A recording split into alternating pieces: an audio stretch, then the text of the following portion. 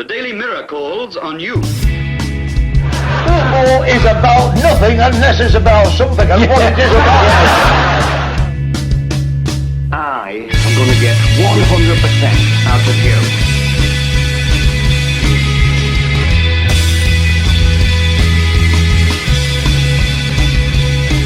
Oh, well, of course, it is a different way. Hello and welcome to another MirrorFootball podcast. My name is Steve Anglesey. I'm joined today on the phone by Robbie Savage, in the studio by Burnett, and first up by our chief football writer Martin Lipton, who was at Old Trafford yesterday to watch the stuffing knocked out of Chelsea's title comeback and Manchester United's 19th title all but sealed. Martin, what do you take from yesterday's game, and did you come away from it thinking, like me, that this could be the start of 2 or 3 title wins on the spin again for United, bearing in mind the state of Chelsea, the way they're going to have to rebuild, and the fact that Manchester City, Arsenal, Tottenham, Liverpool are all in kind of the same boat? Well, it's always possible, I suppose. I mean, I have to say, most of this season, I've been pretty unimpressed with United, particularly away from home. But the last month or so, they started to look like a terrific team, a really great cohesive unit, with every part working together in harmony. And of course, harmony is the most important thing in any team. And the performances against Schalke away, when they could have scored 5 or 6, and again against Chelsea, which had it been 4 or 5, it would have flattered Chelsea. It was indicative of a side that really has started to find its belief and core sense of unity and purpose, and that, of course, is a huge factor when it comes to winning titles. But this time last year, when Chelsea scored 102 goals and started this season like an absolute house on fire, you would have put all your money on them winning the league. So things can change very swiftly. Yeah, I mean, it's been kind of the sidemen, hasn't it, really, this season, rather than the kind of the big performers. I know Berbatov's probably going to win the Golden Boot unless Tevez comes back and does something extraordinary. But I mean, I think the dominance of Park yesterday, is not even a guaranteed starter. That's what leads me to think that, they've got guys who can step up like Valencia, like Anderson has come in and played well at times this season. Fletcher, obviously, to come back now.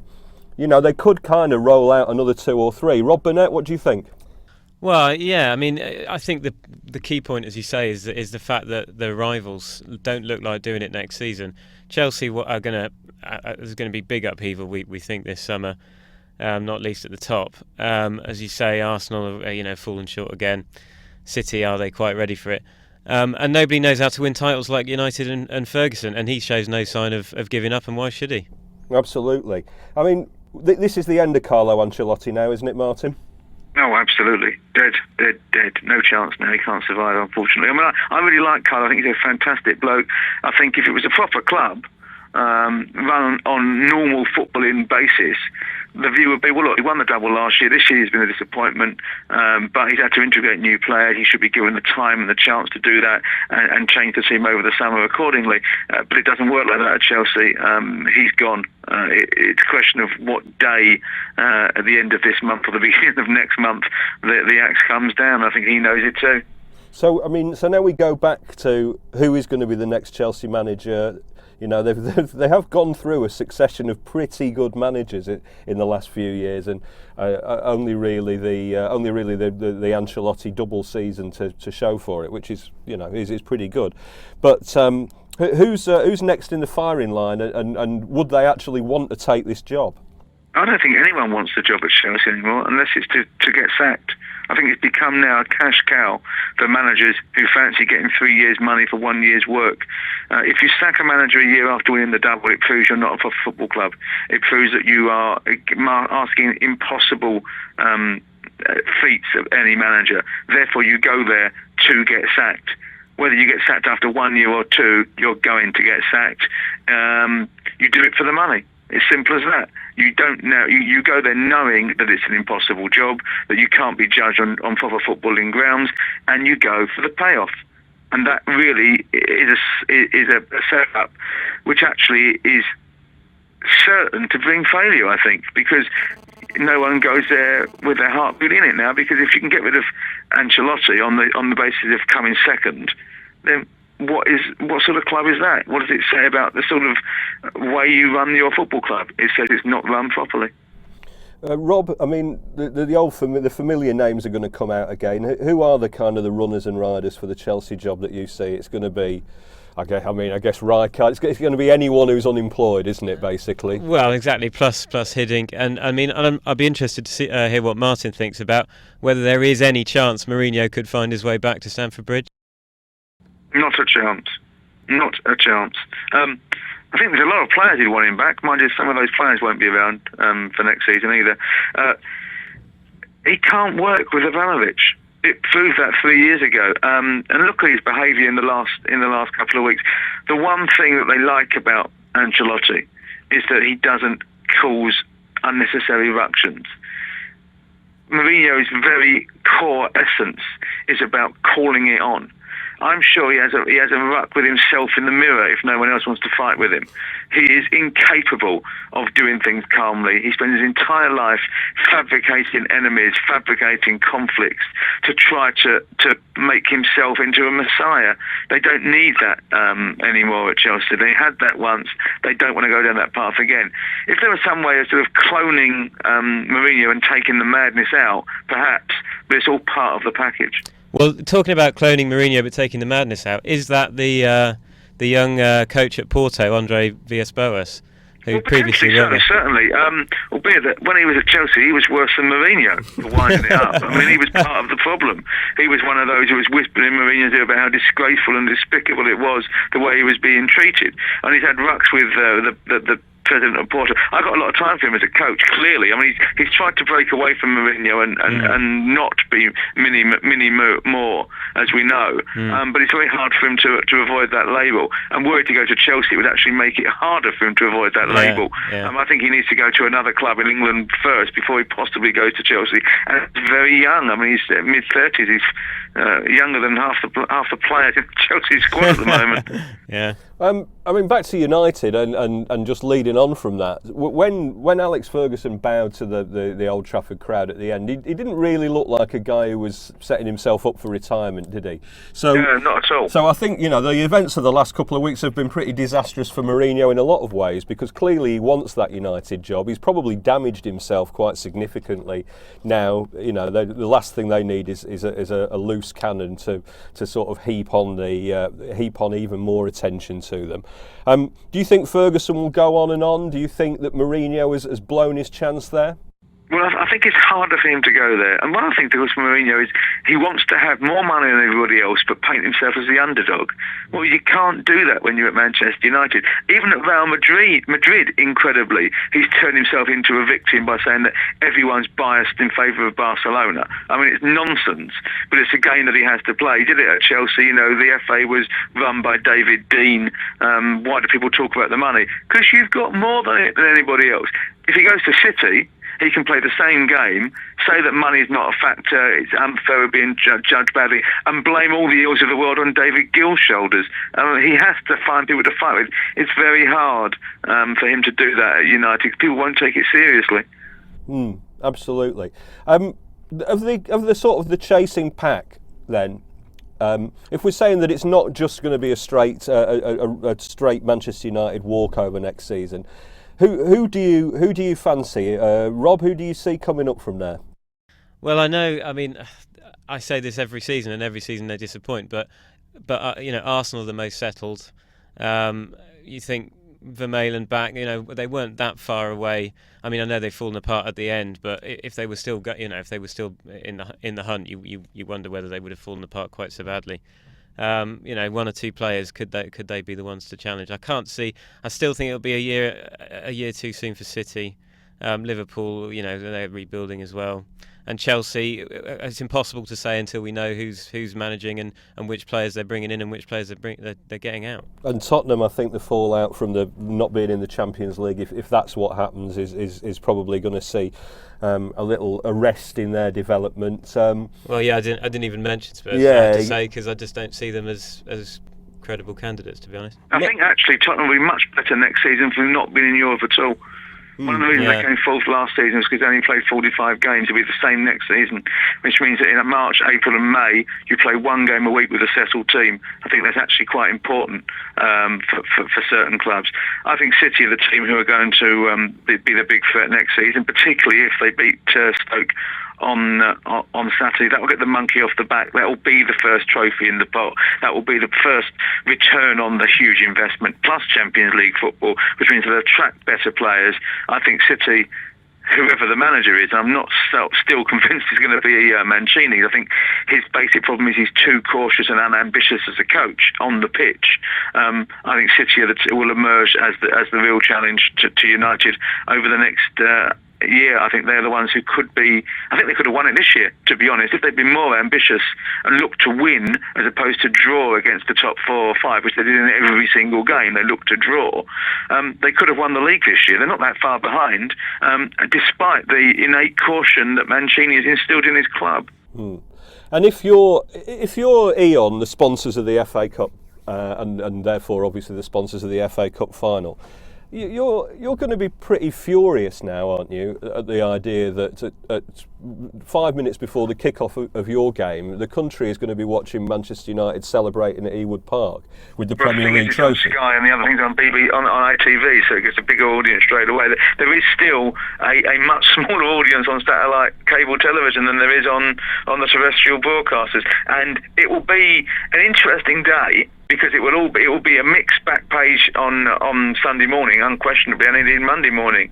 Of course, if City were to lose, then the FA Cup possibly gets more prominence, because it's like the contrast between United glory and City despair, possibly. But I mean, if you look back in '68, the last time City won the league, that gets forgotten because somebody else won the European Cup a week later. Maybe it's just fated to be that way. Yeah, it's going to happen again, isn't it? Whatever City do, United will still best it somehow.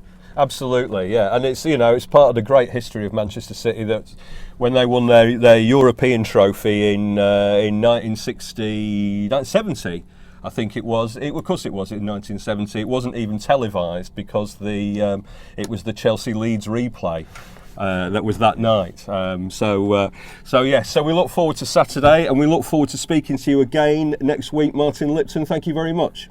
No trouble. Joining us now on the phone is the shy and retiring Robbie Savage. Robbie, I was privileged to be at Reading on Saturday to see your last game.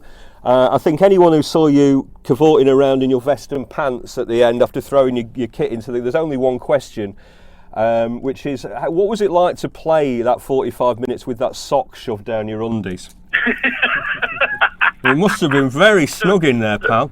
Somebody said it was a shuttlecock. It was. I mean, obviously not as emotional a day as as your sort of home farewell the week before, but it was a tremendous reception that you got from the Reading fans. Did that surprise you? Yeah, it did. I think finally I got the respect I've deserved a little bit in terms of how the way fans react to me. I've loved the obscenities thrown at me. I've loved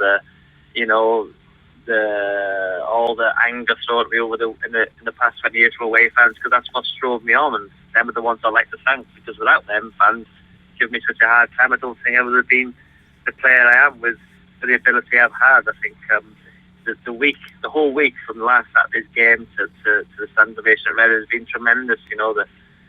The publicity I've had in terms of finishing on a high has been tremendous, and as I said, that's why the way I would to go out. Yes, I could play another year, but to go out on a high and to be in a position where the media will continue now is great. And I believe I'm still better than a lot of players in the Championship in terms of mind. But it's just maybe, as you see in my bucket in the first half, I think I was towing 4 caravans, never mind 1.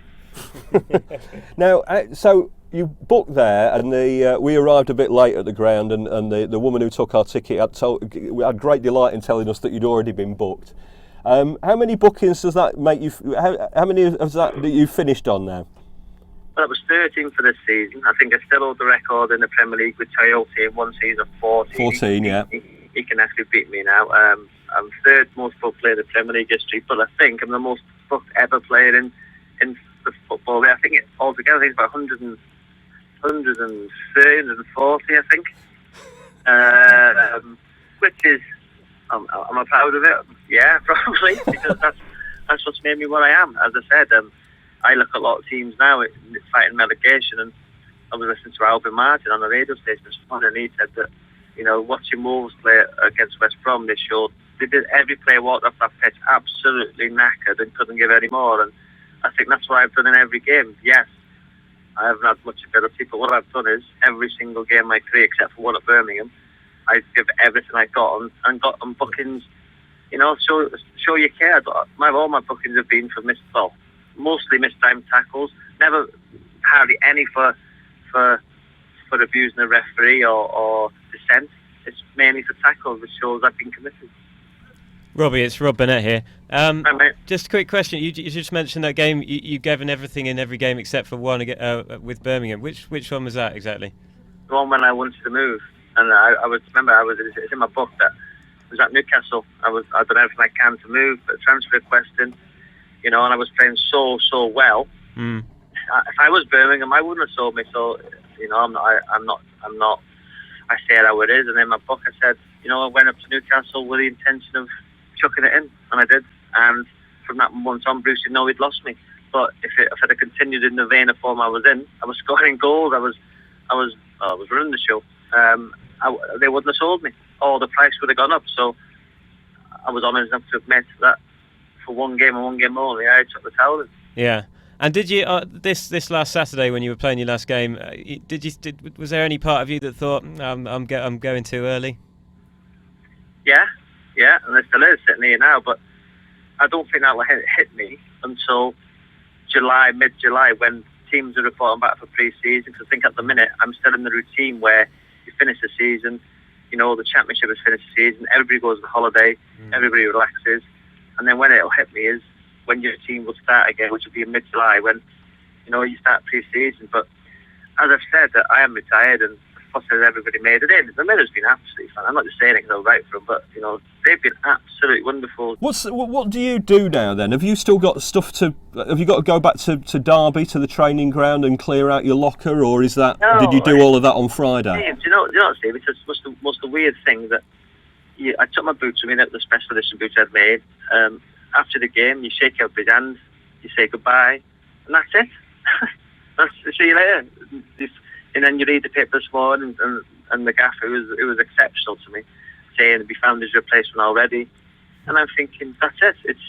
It's not like you can have one more performance. I had a phone call off Robbie Williams yesterday, which is unbelievable that a man of that ilk has a time to phone Robbie Savage up on a Sunday to say, well done, congratulations on your career. Are you gonna be in take that now? Is that the? Well, possibly. I'm going to the gigs, but for a man of one of the biggest names in the world, phones little old me up on a Sunday. That just proves what a guy is, and what effect I can have on people. I've only met him a couple of times, and for him to remember me and do that is just an unbelievable gesture. He wasn't tapping you up for a place at Port Vale next season then? No.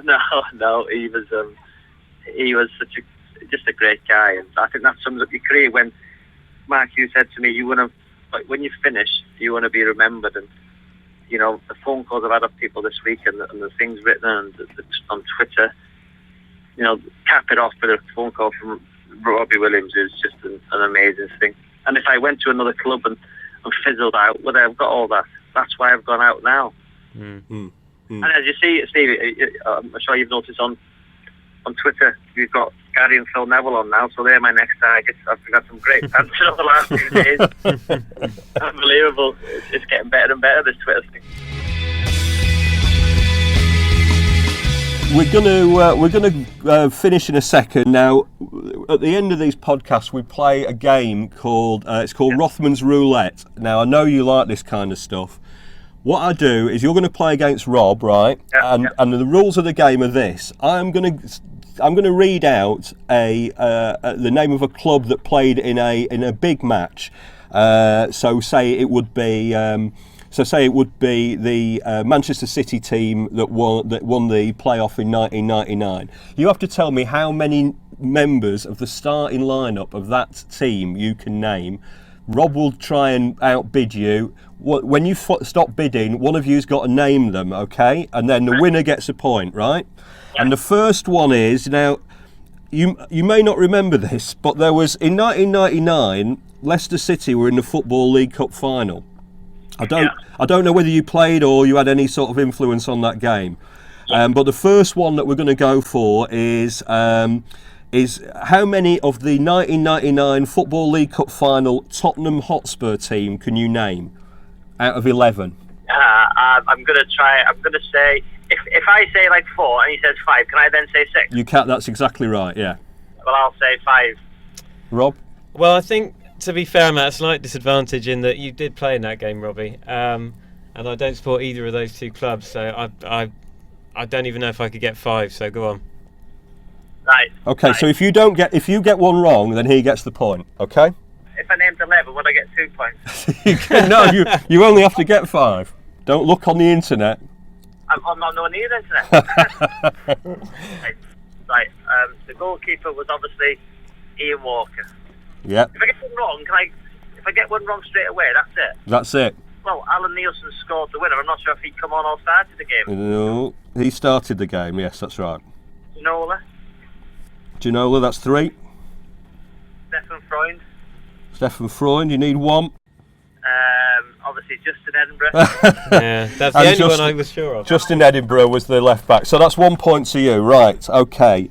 Next one is going to be, again, this is, Robbie's a man of very tender age, but we're going to give him the next one we're going to give him to start the bidding is the Manchester United team in the 1968 European Cup final. Oh, right. How many of those can you name? Now, this is about 15 years before I was born. But I'm going to go it's a famous team. For, I think I could get probably 8 of these. 8? Yeah. Oh, 19. See, I do remember that team quite well. I do because I know my football and I know he scored the winner and obviously Brian Kidd and all that. And, You're giving him away there, Robbie. Right, I'm going to name 9. Are you in for more or? I can't get more than 9. Go on. But just remember, Robbie, if you get one wrong, I'm jumping in. Right, I'm going to go for George Best. Yeah, that's 1. Bobby Charlton. 2. Robbie Styles. 3. Brian Kidd. 4. The goalie was Alex Stepney. Correct. That's 5. You need 4 more. And you've named the famous ones. I had Credence. Yes, Yeah. that's 6. David Sadler. That's 7. Yes, 2 more. I know David Hurst played. David Hurst didn't play. David Hurst. David Hurd, sorry, no, he didn't play. No. Tony Dunn, I was going to go for. Tony Dunn, you would have got Tony Dunn. Yeah. That is a point to Rob. That's a point to Rob Burnett. Then the ones you missed out on was Shea Brennan, Bill Folkes, David Sadler. You said at the end, and John Aston was on the left there for United. So right, this is going to come down to a tiebreaker now. Again, Robert's at a slight disadvantage, but the last time that Stoke City and Man City played in a really big game was at the end of the 1998 season, and both teams were relegated to the old third division. They played each other. Man City won 5-2. You can name. I guess you can name. There are 22 players here from the starting lineups. You've played with the Stoke goalie. You've not played with the Stoke goalie, but Stoke goalie is very famous not for playing for Stoke. How many of those 22 players do you think you could name? Robbie, I'll be honest, you're not going to have to go high. You've uncovered a crucial gap in my knowledge. 8. He's going to name 8. 8? He's going 8. That's ambitious. Are you going to outbid him? I can't. No, we're going to let him name the 8. You can hang yourself with enough rope. The Stoke City goalie, it must be said, was a Welshman. Right, I'm going to go for the goalkeeper was Nicky Weaver.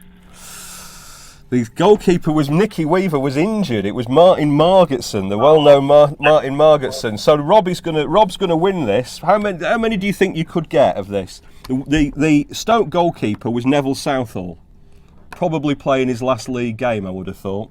Can I have another go? Have another go. See how many you can get. Right. We'll go for Dickoff. Dickoff, yes. Go to, yeah, that's 2. was Richard Edgehill? I'm not saying Richard Edgehill, yeah.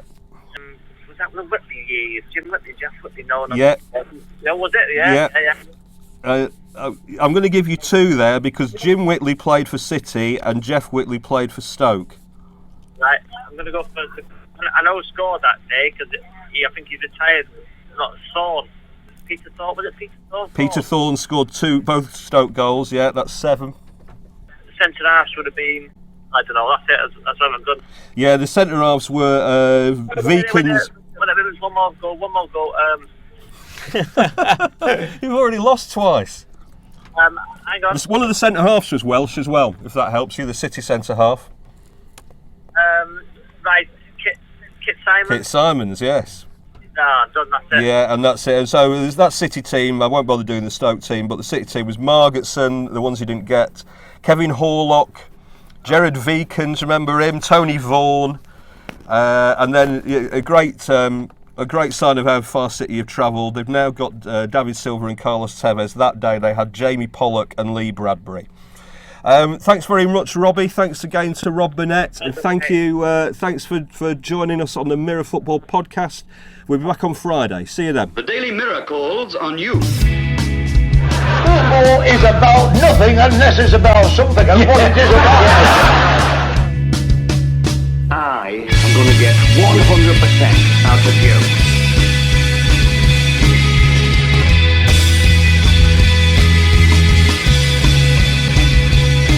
Oh, well, of course, yeah, but there's a different way.